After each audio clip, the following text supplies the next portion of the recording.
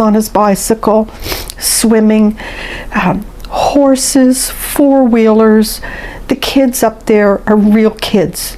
They play outdoors. And the fact that something so tragic has happened.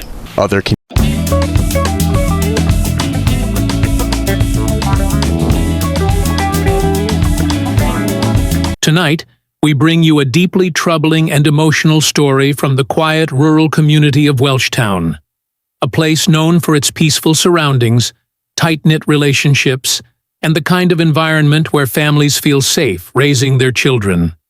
But in a moment that has left residents shocked and heartbroken, that sense of safety has been shattered.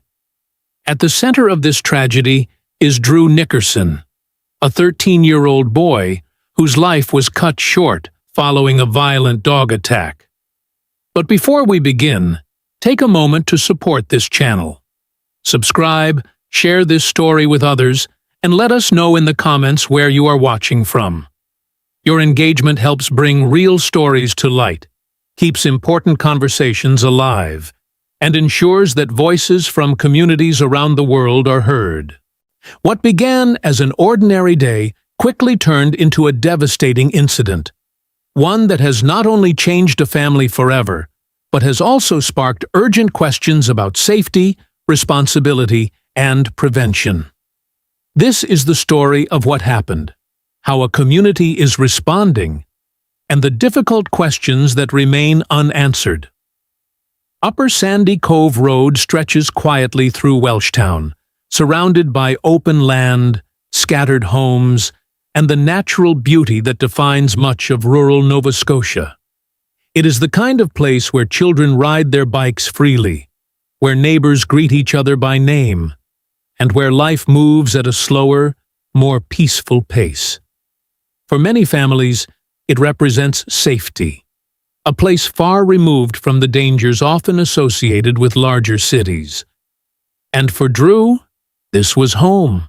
And he was known as an active and energetic young boy who embraced everything the outdoors had to offer. Whether it was cycling along the road, swimming, or exploring nature, he lived a life filled with movement and curiosity. Those who knew him describe a child who was full of life, the kind of presence that naturally brought energy into any space. But on one weekend in early January, that sense of normalcy was suddenly and violently interrupted. According to authorities, the incident occurred on January 3, 2026.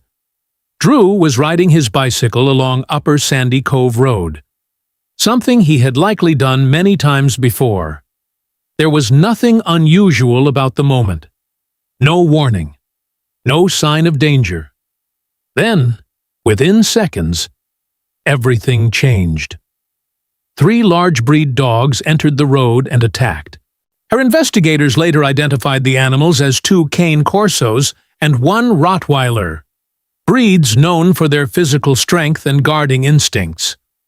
What followed was a violent and chaotic situation that unfolded rapidly.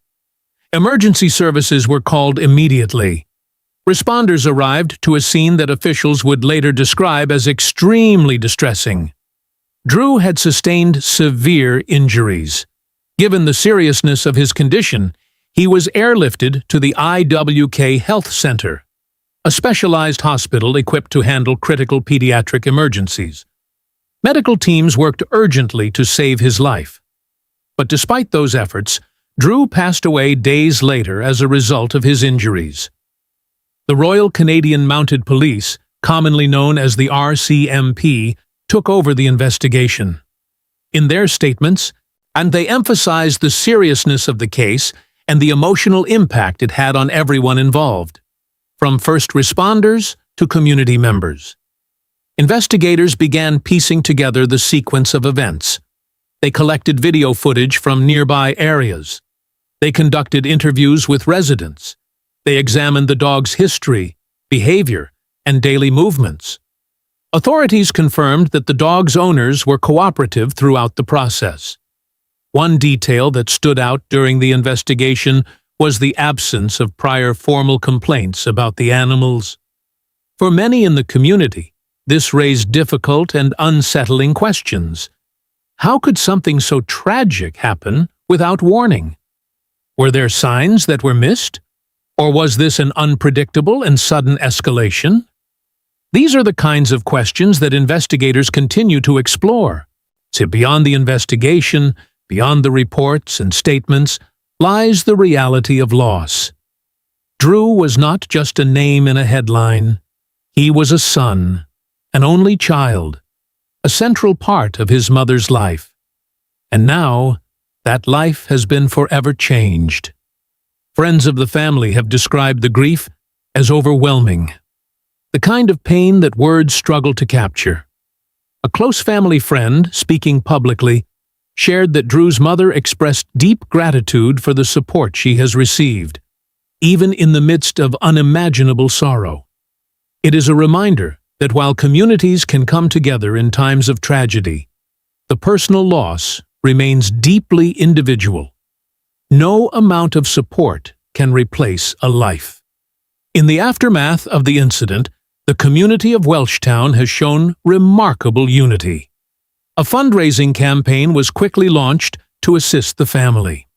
Within days, tens of thousands of dollars were raised, a reflection of how deeply the story resonated with people both locally and beyond. Local businesses organized raffles and support initiatives. Neighbors offered meals, comfort, and presents. Because in moments like this, action becomes a way of expressing what words cannot. The response has been described as overwhelming, a testament to the strength of community in the face of tragedy. As the community continues to grieve, attention has also turned toward broader issues. Dog ownership, particularly involving large and powerful breeds, comes with significant responsibility. Experts often emphasize the importance of proper training, supervision, and containment. But even with precautions, incidents can still occur. And this case has reignited conversations around animal control policies, public safety measures, owner accountability, and the balance between companionship and risk. These are complex discussions with no simple answers, but they are necessary, especially when the consequences are so severe. The municipality of Shelburne released a statement expressing deep sadness over the incident.